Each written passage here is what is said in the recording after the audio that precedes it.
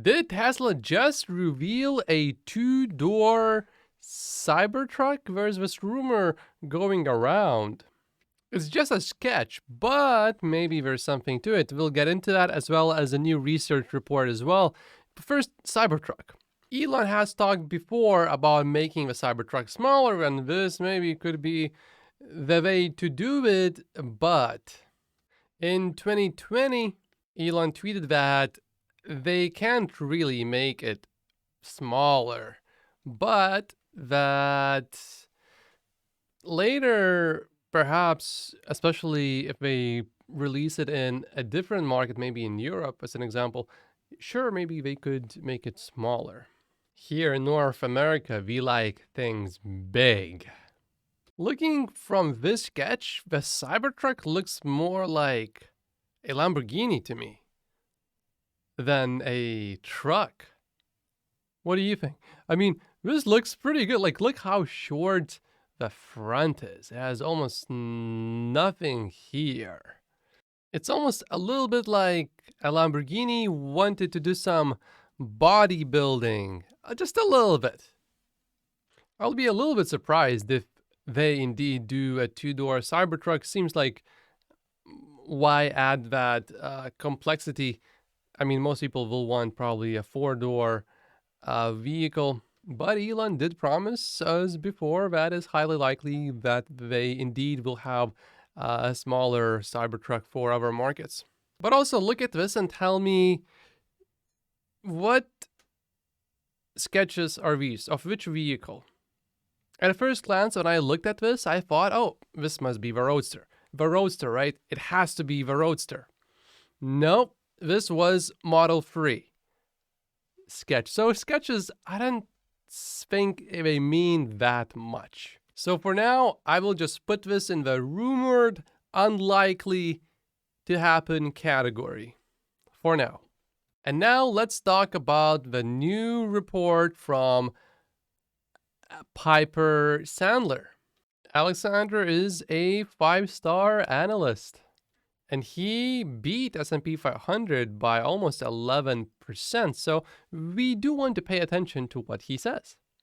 He does have a $340 target for Tesla stock, which is huge. That's, wow, more than 50% in just 1 year, right?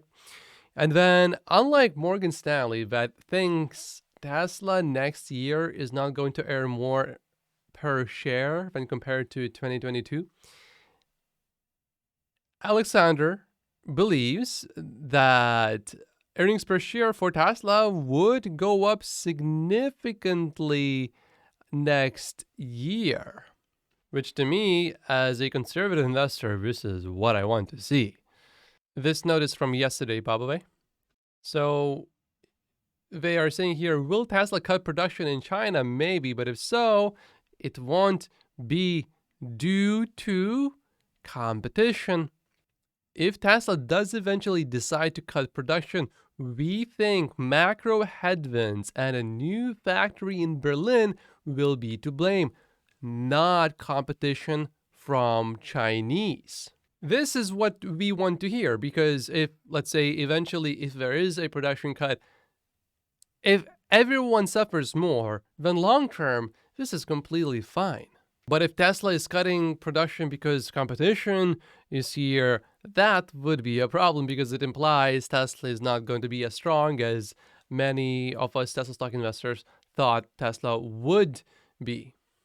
The problem is, with a shaky macro and ongoing COVID disruptions, it's possible that Tesla may become a victim of its own success. The company could feasibly run out of buyers in the $50,000 price range just as localized production begins ramping in Europe, thereby reducing demand for exports. Tesla could respond by cutting output in Shanghai, but in our view, the company seems more likely to nudge pricing downward in an effort to poach demand from models like Volkswagen Tiguan, Toyota RAV4, Honda CR-V, or simply export. Tesla can export. I don't see them saying export here anywhere. They should have mentioned export. Did I say export? Export. They should export. That is, if production and demand becomes a problem in China, which we will get further into that today. The charts do the talking, so let's take a look at the charts. So here you can see volume. Higher up you go, the more volume is sold of a particular vehicle, and the more you go to the right side, the more expensive a vehicle is. As you can see, Tesla Model Y is sort of lonely right here. There is no competition, nowhere close, is what this report is saying. And this is a plug-in hybrid. We want to look at fully electric vehicles in this color. You can see everything is sort of close to the bottom. So Alexander's conclusion is that there is no competition. So we won't be suffering because of competition, but this chart shows it even better.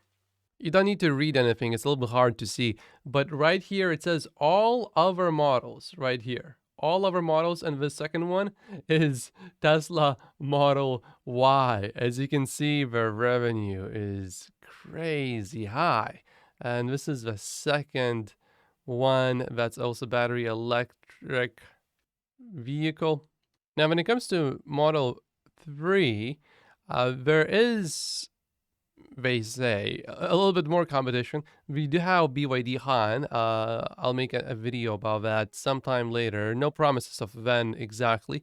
But Alexander thinks that vehicles in this category present some sort of possible competition to Tesla, but it's important to remember that Tesla focuses on Model Y mostly.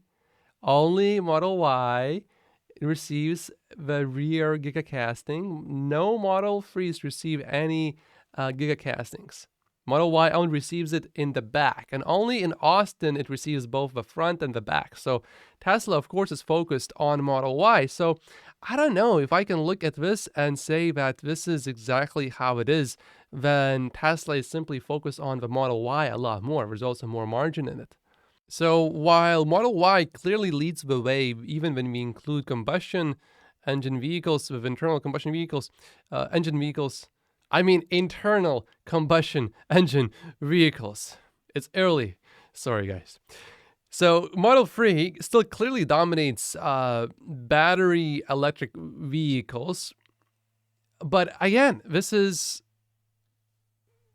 you have to consider that Tesla is not really focusing on the Model 3 as much as it is on Model Y right now.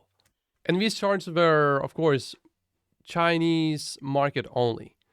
And I wanted to cover the numbers that we got from China. I need to take care of my business right now. It needs attention right now. So I'll do that in the video later today. In the meantime, 48 reasons why I only own Tesla stock are right here. Click here if you haven't watched this one yet. Or if you have, then click here and I'll see you there. Thank you so much. My name is Matt Posius.